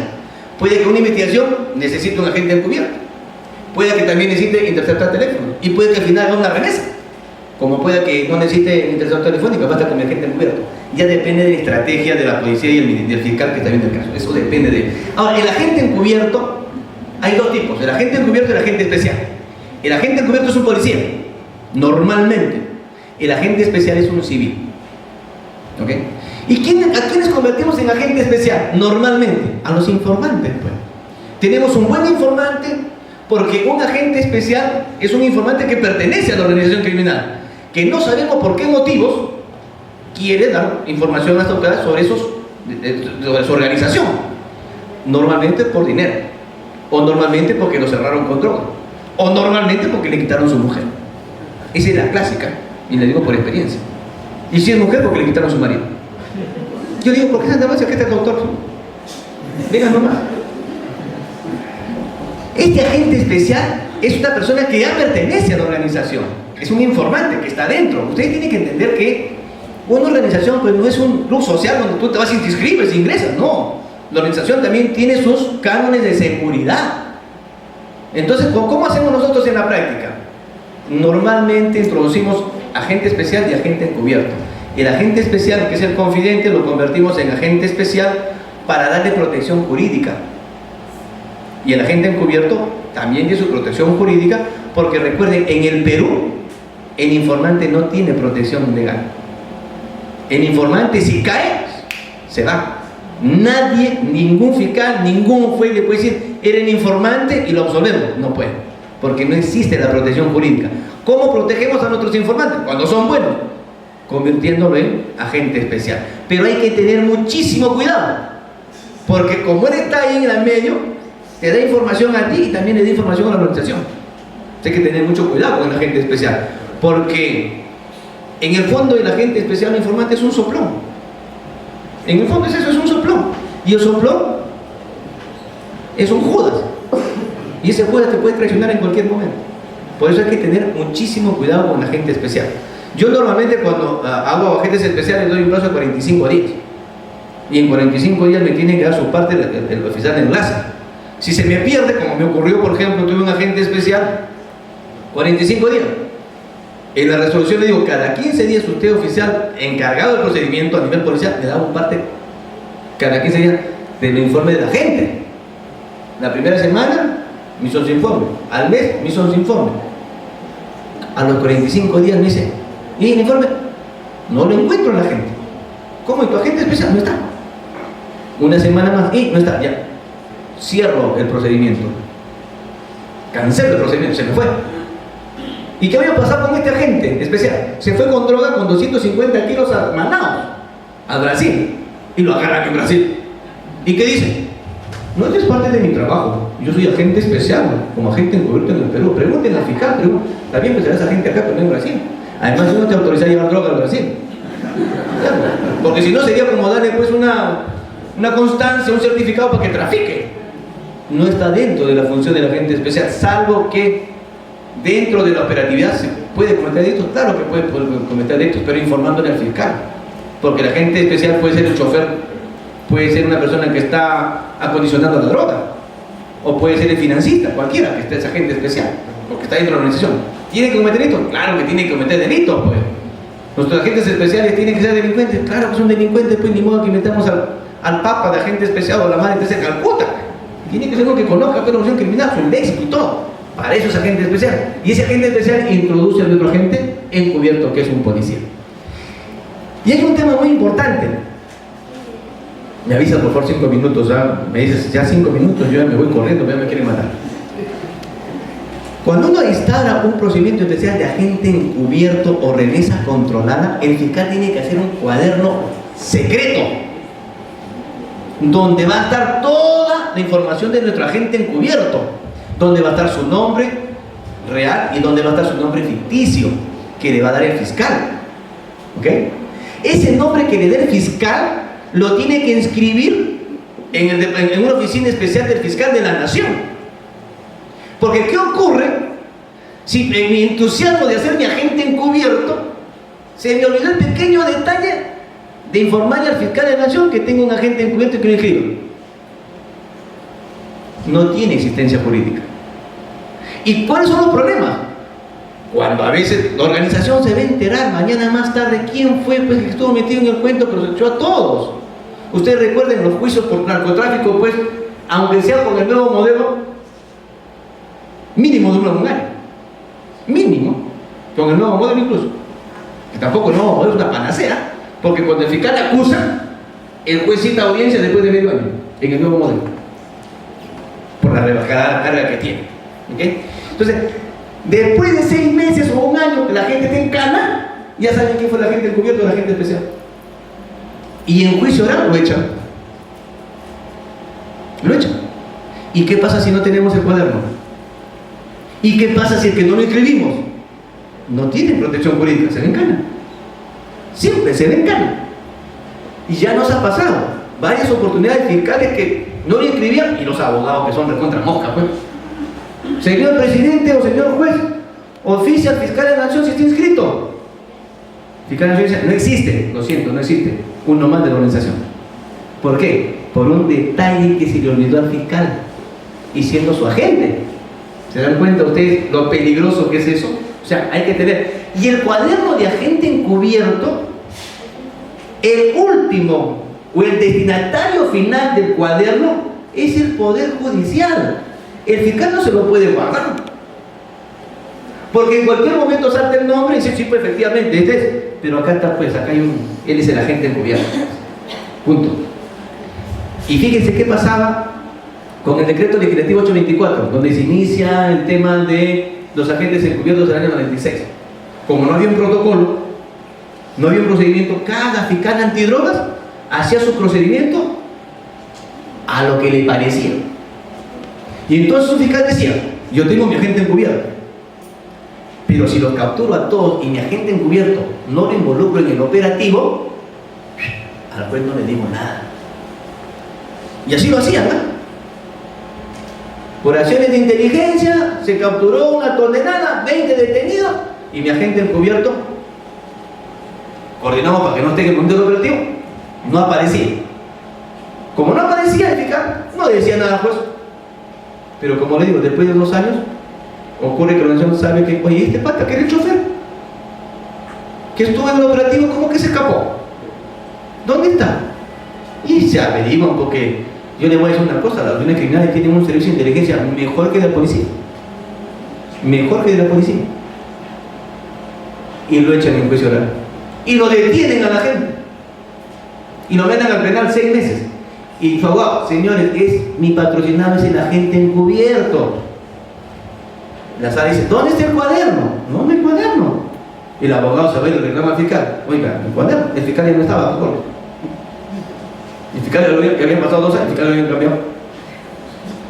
Y yo estaba, me acuerdo, a cargo de la fiscalía, doctor, el agente encubierto, no cambia nada. ¿Quién estaba a cargo? Fulano de tal. Lo llamo por teléfono. Es mi agente. ¿Cómo que tu agente? ¿Lo has comprado? ¿Cómo va a ser tu agente? Esa gente prende, pues. Está en cana tu agente, pues.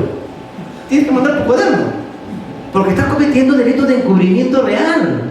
Porque en el cuaderno de agente encubierto hay pruebas. Hay información, hay evidencias. Y tú estás encubriendo. Un delito real, estás cometiendo delito. No tengo ninguna obligación de mandar al cajón. Así todavía machazo el fiscal.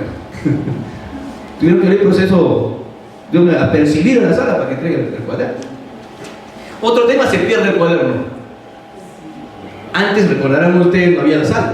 En el año 2002 no había sala. Entonces, una organización dice, mi cuaderno de agente encubierto, ¿ante quién denunciar? Al juez penal de turno, 24 horas. Sus 8 detenidos, su tonelada de droga. Digo, por si acaso, aquí tienes 8 detenidos. Ahí tienes una tonelada. Si quieres sacar algo para tu consumo, para las noches.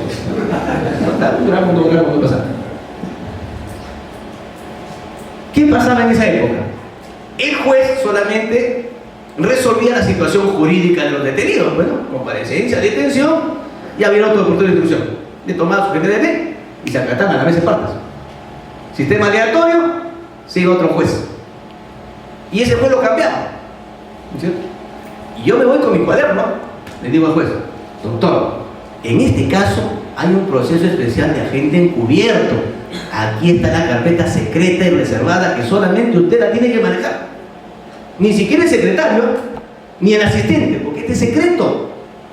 Con mi oficio, mi documento, que en sobre cerrado, que le estoy apuntando una carpeta de procedimiento especial. Me lo recibe. ¿Qué hago con esto? Me dice, llévalo a tu casa, le dijo. ¿Qué vas a hacer? Muéstrale a tu esposa, a tu cuñado, a tu vecino. Tienes que guardar un secreto. ¿Qué hace? Lo manda el expediente con todo y cuaderno a la mesa de partes. Aleatoriamente cayó en el 48, 40 juzgados. Después de 3 años, el cuaderno desaparece. Un problemón. Ya está en juicio. Me mandan a llamar. ¿Dónde está el cuaderno? Que sabe dónde está el cuaderno, yo lo he entregado al juez. Acá está mi oficio, por si acaso. Pero como yo tenía la costumbre de guardar mi cuaderno, ¿no es cierto?, las copias de mi cuaderno, desfilaron como 5 jueces en mi despacho, porque todos se lo les cayó. Porque en ese juzgado habían pasado como 5 jueces, que ustedes saben que pasa un juez, 2 jueces, 3 jueces. Antes no había estabilidad, ahora tampoco. ¿No es cierto? Entonces, los 5 jueces decían, doctor Chávez, por favor, recuerda. Yo no te puedo dar. Que la sala me pide una copia. Yo tengo, le dije. La sala me pidió la copia y le pongo, por si acaso, ya no queda más copias, no lo vayan a perder. Se pierde. Ahora ya con la sala no hay problema, porque con uno al juez ya no hay problema de estar mandando eso. O sea, hay que tener mucho cuidado con el cuaderno de agente encubierto. El destinatario final del agente encubierto es el Poder Judicial, no es propiedad del Ministerio Público. Eso que quede claro, ¿eh?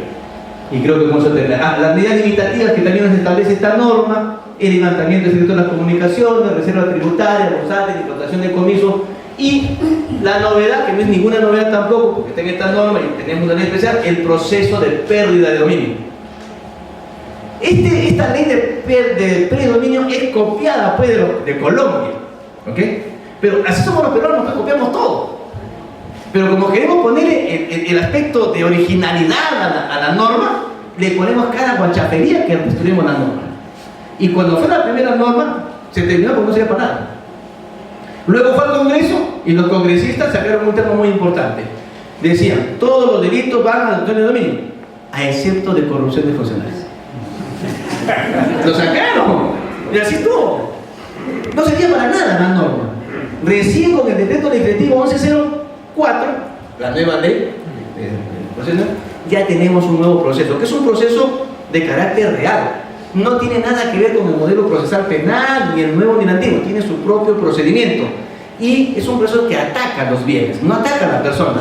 En este proceso no le interesa al Estado detener a la persona, es quitarle sus bienes. Claro, no sirve tanto como en Colombia, porque en el Perú solamente existe el delito de enriquecimiento ilícito para funcionarios públicos. No existe el tipo penal de enriquecimiento indebido para particulares, lo que sí existe en Colombia. ¿Por qué en Colombia tiene gran éxito el predominio? Porque en su ley le dice, el fiscal lo llama a una persona y dice, oye, esta persona tiene 2 carros, ¿no? 4 casas, 4 hembritas. ¿De dónde? Lo llama, ven para acá, dice Cholita, ven. Tienes 90 días para probarme que todo lo que tú tienes, incluso las hembritas, es con dinero lícito. Si tú en 90 días no me lo pruebas, el Estado te lo quita y lo remata. Se acabó el tema. Así funciona en Colombia. Por eso que en Colombia existen miles de millones de dólares que el Estado recobra con predominio. Nosotros no hemos avanzado todavía. Para nosotros todavía tiene que haber un proceso penal aperturado. En Colombia no necesitan un proceso penal aperturado. Acá tiene que haber, alguien tiene que estar impulsado por tráfico, por corrupción, para que de ahí te quiten tus bienes. Entonces, es un problema que tenemos que resolver, ¿no? Claro, a muchos particulares no les va a gustar eso. Sobre todo que en el Perú tenemos una economía informal. Investigar la vaga en el Perú es terrible. El rey de la papa, el rey del ajo, el rey del pollo, el rey de la cebolla, el rey de los hoteles, el rey del queso, como en mi tierra. Claro, como un chico le gusta el queso. Y esas personas no tienen una contabilidad. Vayan ustedes al mercado de la parada. A ver, pregúntenle si esos comerciantes de papa tienen su libro contable, tienen su contador. No tienen y se pudren en plata. economía informal. Entonces, aquí la SUNAT tiene que tomar también unas medidas para formalizar el comercio de nuestro país, porque nuestro país se mueve en base a la economía informal. Pero tenía entendido que en la última ley que salió de pérdida de dominio ya no era necesario probar el delito fuente, sino que podría retirarse el dominio o tratarse la pérdida de dominio sin necesidad de que se acredite que sea efectivamente por una sentencia por un delito de tráfico de drogas o de extorsión o algo similar. Claro, pero el fiscal tiene que acreditar de todas maneras que no tiene origen lícito. Lógico, porque si yo le demuestro que en mi caso lo he comprado con un crédito hipotecario, no me lo puede quitar por más circunstancia que esté. Imagínense que a usted lo enjuicien o a cualquiera no se enjuicien por proxenetismo. Pero yo compré mi casa antes de dedicarme a ese delito y tengo una casa. ¿Me van a quitar ese bien? ¿Por demostrarnos que es un ilícito? O sea, el tema es no probar que ese bien ha sido obtenido lícitamente, independientemente que haya sido absuelto. Porque puede ocurrir que te hayan absuelto del delito, pero puede ocurrir que no puedes justificar la presencia de esos bienes. ¿De acuerdo? Entonces, como no lo puedes probar, te pueden quitar. En cambio, en Colombia no necesitas proceso judicial, de frente vas a los bienes. Entonces, esa modificación tendríamos que hacer acá. Pero para llegar a eso tenemos que crear pues, el tipo penal de enriquecimiento indebido de particulares, que todavía en el Perú no lo tenemos. Continuamos, creo que con eso terminamos, a ver si hay algo más. Otra novedad, ni tanto, es en esta norma nos trae la valoración de la prueba trasladada, ¿no? Y ahí ustedes tienen los criterios que tiene la norma, lo he copiado taxativamente, ¿no? Cómo es que en esta norma faculta, ¿no es cierto?, que una prueba que ha sido actuada y valorada en otro proceso judicial pueda ser valorada en otro proceso judicial, siempre donde esté vinculado a las organizaciones criminales. Esta presentación se la voy a dejar para que le saquen copia y lo vendan en asado. Va a ir avanzando, adelante. Igual los criterios, seguimos. Igual la sentencia afirma que obtenga acreditar la existencia de una estructura criminal. Esa sentencia puede servir de prueba en otro proceso judicial. Es lo que me dice la prueba trasladada. Adelante. Y los criterios para aplicar la prueba trasladada también están en esta norma, ¿no es cierto? El valor probatorio está sujeto a la evaluación, obviamente, que haga en su conjunto las pruebas actuadas en el órgano jurisdiccional, ¿no es cierto? La prueba trasladada debe ser incorporada válidamente al proceso, eso ya necesitamos ni siquiera decirlo. Tiene que respetar pues las normas y criterios y principios del proceso, o sea, tiene que ser una prueba lícita, lícita. Y la persona que se le imputa un hecho o circunstancia acreditado según un proceso anterior tiene expedito su derecho para cuestionar su existencia o intervención en ellos. No hay ningún problema. Los plazos, han variado los plazos. En el nuevo modelo procesal penal, el plazo de inversión preliminar es de 20 días y que puede ampliarse hasta 120 días. Y que según la última casación de noviembre, ya no se puede ampliar más. Porque en la casación anterior, la de Maura, ¿qué decía? La primera casación sobre el plazo del nuevo modelo procesal, decía, 2 puntos, decía. El plazo de la inversión preliminar es distinto al plazo de inversión preparatoria. Primero acá porque había una confusión en que pensaban que dentro de los 120 días del plazo de inversión preparatoria estaban los 20 días de la inversión preliminar. La casación dijo, no. Los 120 días es aparte de los 20 días.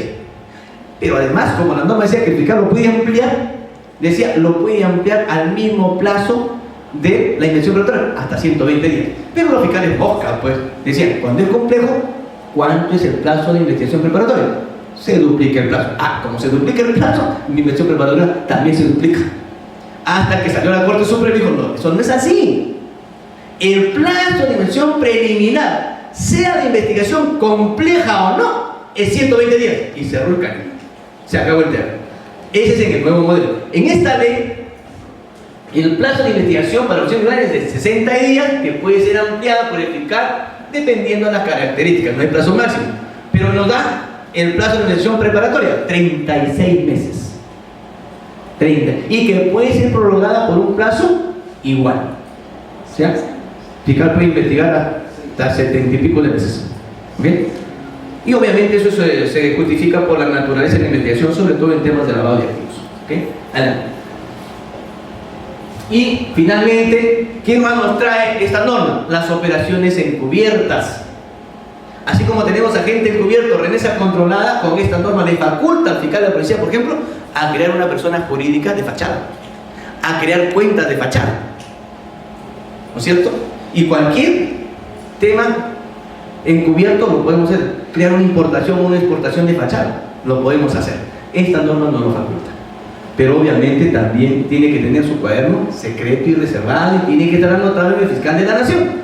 Y también este cuaderno tiene que tener como último destinatario al órgano jurisdiccional. Muy bien.